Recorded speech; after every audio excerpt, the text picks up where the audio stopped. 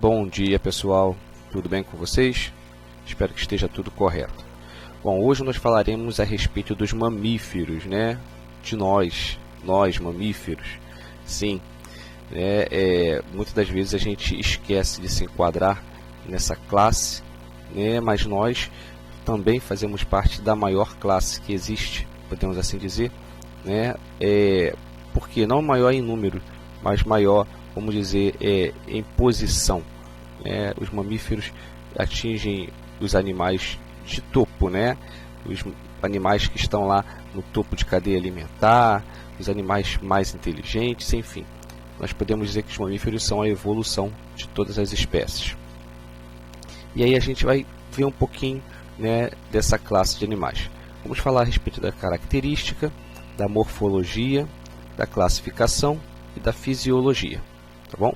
Vamos começar. Então, vamos primeiro falando das características gerais, né, o que todos os mamíferos possuem, né, ou a grande maioria deles. Possuem glândulas mamárias. Todos os mamíferos possuem glândulas mamárias. E é importante salientar aqui que os mamíferos machos também possuem glândulas mamárias, tá? O que pode ocorrer, na verdade, o que ocorre é que os machos, né, não têm a função de amamentar, mas isso não quer dizer que não possuam glândulas mamárias, tá? Então, tanto os machos como as fêmeas dos mamíferos possuem glândulas mamárias. E, né, nós mamamos quando filhotes. Isso é uma característica muito comum dos mamíferos. Nós mamamos quando filhotes. Nós, seres humanos, temos o hábito de mamar, né, não mamar, mas beber leite a nossa vida toda, tá? Mas isso não é uma característica comum dos mamíferos. Habitam diversos ambientes, né? Então a gente tem mamíferos aí terrestres, né? A grande maioria são terrestres. Temos mamíferos aquáticos, né? Lembrando que o golfinho é mamífero, né? A baleia também é mamífero. A gente tem o boto, né? Também é mamífero, enfim. A gente tem mamíferos ocupando vários espaços. Nós temos os morcegos, que também são mamíferos e voam. Então, quer dizer, podemos dizer que os mamíferos estão em todas as áreas. Possuem pelos, é claro, né? Nem todos possuem pelos. Como eu acabei de mencionar, baleia não possui pelo, né? Golfinho, vai depender muito do ambiente onde ele vive e a quantidade de pelos também vai variar, tá? E aí tem aqui uma ligação com esses pelos, né? Somos homeotérmicos, os mamíferos são homeotérmicos. O que isso quer dizer? Mantém a temperatura do corpo estável, ela não varia. Tá? Essa pelagem muitas das vezes serve como camuflagem, como no caso dos ursos polares, e alguns pelos são sensoriais, tá? Percebe a aproximação, de repente, de um predador, percebe o balançar do vento, tudo isso serve como orientação, tá? Então temos alguns exemplos aqui, né? O urso polar, onça pintada e os leões. Vamos lá. Ainda falando das características, né? A pele revestida por queratina, tá? Que tem a função de evitar a desidratação, tá? E nós temos glândulas sebáceas, que também funcionam como proteção, evitando o ressecamento da nossa pele. Possuímos glândulas sudoríparas, elas funcionam na manutenção da nossa temperatura, tá? Quando estamos num ambiente muito quente, uma temperatura acima da temperatura basal, acima da temperatura do nosso corpo, nós produzimos suor para que a superfície da nossa pele esteja úmida e assim trocar o calor com maior facilidade com o ambiente. Tá? Aí nós temos aqui, né, o cão. Eles não possuem glândulas sudoríparas pelo corpo, mas suas glândulas sudoríparas estão localizadas na língua, né? Aqui a gente tem, né, um outro exemplo de glândulas mamárias, as vacas, e nós seres humanos, tá bom? Aí a gente fala da classificação, né? A classificação, existem mais de 4.800 espécies conhecidas até hoje, tá? Cerca de 300 espécies na Amazônia, né? Só na Amazônia 300 espécies, de mais de 40 ordens. Então a gente vai mencionar algumas ordens aqui, tá?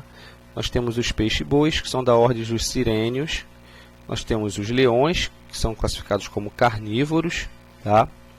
Elefantes, proboscídeos, os morcegos, quirópteros, tá? Esse quirópteros aqui está relacionado a voo, né? Nós temos aqui os golfinhos, classificados como cetáceos. Temos o tamanduá, desdentados, coelho, lagomorfos, esquilos, roedores, nós, né? E os macacos, primatas, ou primeiros, né? Primatas vem de primeiros. E é isso mesmo, tá? Essa criancinha tá botando um filhote de cachorro na boca. E aí a gente agora vai falar, né, da alimentação, né, da fisiologia, digestão e nutrição. Sistema digestório completo, porque tem um orifício para a entrada do alimento, passa por um tubo digestivo, onde esse alimento vai ser digerido, absorvido, e o seu resíduo vai sair por um outro orifício, que é o ânus, tá? Somos consumidores herbívoros, né? No caso dos ruminantes. E o que seriam os ruminantes? Eles possuem 2 estômagos, tá? Eles primeiro mastigam, mandam para o estômago, do estômago volta para o rumen, que seria um pré-estômago. Lá esse alimento se amolece para depois retornar para o estômago, tá? Então é como se ele fosse vomitar, mas esse vômito fica parado numa bolsa, tá bom? Podemos ser carnívoros, tá? E onívoros. Lembrando, nós, seres humanos, somos onívoros. Nos alimentamos tanto de carne como de vegetais. Tá? E aqui tem um gráfico explicando, né? Um desenho explicando como é o processo, né, dos ruminantes. Tá bom? Primeiro a deglutição, depois a regurgitação, e aí depois segunda deglutição. Tá bom? E aqui a classificação de ruminantes, né? A explicação. Respiração. Nós temos respiração pulmonar, e é uma respiração desenvolvida, porque nós temos o auxílio do diafragma, tá? É um músculo que vai fazer esse processo de expiração e inspiração. Na verdade, ele que vai determinar a frequência com a qual o pulmão vai se encher de ar e vai se esvaziar de ar. Tá? E aí tem um simples modelo aqui para deixar isso evidente. Tá legal? Diafragma, músculo respiratório exclusivo dos mamíferos e que separa o tórax do abdômen. Então a gente tem aí, tá? Répteis também têm respiração pulmonar, mas não possuem diafragma. Tá legal? A gente tem aves, também possuem respiração pulmonar, mas não possuem diafragma. Diafragma exclusivo dos mamíferos. A circulação sanguínea, né? A circulação a gente fala que é sistêmica. Por que é sistêmica? Porque ela é fechada, só circula entre vasos. Ela é dupla, ou seja, não ocorre mistura de sangue oxigenado com sangue venoso. E ela é completa, porque ela chega a toda parte do nosso corpo. O coração é dividido em 2 átrios e 2 ventrículos. Então a gente tem aqui o coração, e o sangue sai oxigenado pelo lado esquerdo, tá? Aqui é o lado esquerdo do coração, e ele chega com gás carbônico pelo lado direito. E não há mistura de sangue, nem no coração e nem nos vasos. Tá bom? Órgãos sensoriais, né, que fazem essa condição de nós estarmos à frente da cadeia, né, alimentar, de sermos predadores, podemos dizer assim, né? Os órgãos sensoriais são os olhos frontais. Os olhos frontais facilitam, né, a obtenção da nossa caça. Isso nos coloca, né, como predadores. Os predadores possuem olhos frontais e não olhos laterais, porque eles têm o foco naquele seu objetivo, tá? Visão binocular, ou seja, 2 olhos, e possuem alguns a ecolocalização, o som, que é no caso o morcego, tá? Ele não enxerga bem, porque o hábito dele é noturno, mas ele tem o sistema de ecolocalização. Ele emite o som, esse som bate nas barreiras, móveis ou não, e retornam para ele, dando ideia de formato, de distância, e assim ele consegue se orientar.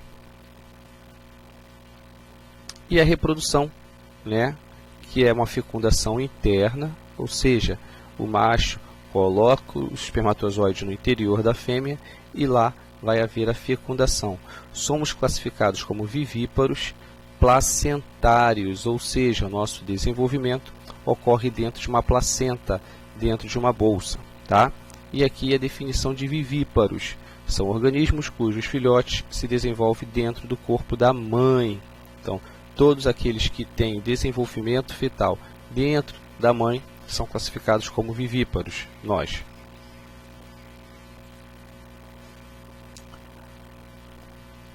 E aí nós vemos a classificação, tá? Eles podem ser marsupiais, tá? Marsupiais são aqueles indivíduos que têm o seu segundo desenvolvimento dentro de uma bolsa acoplada à barriga da mãe, o marsúpio, tá? Então, o filhote nesse momento consegue sair dali, depois ele retorna para a bolsa, ainda completando seu desenvolvimento, tá?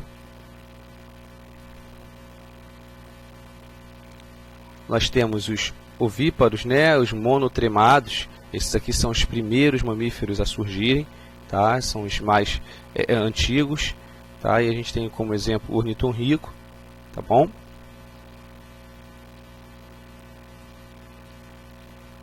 E é isso aí. Terminamos a nossa aulinha, tá? Deu para perceber que ela é bem curta, bem simples. Então, eu quero também que vocês leiam o capítulo, tá? E no final resolvam os exercícios. Qualquer tipo de dúvida, vocês podem me contactar para que eu possa solucioná-lo. Um forte abraço, pessoal. Tchau, tchau.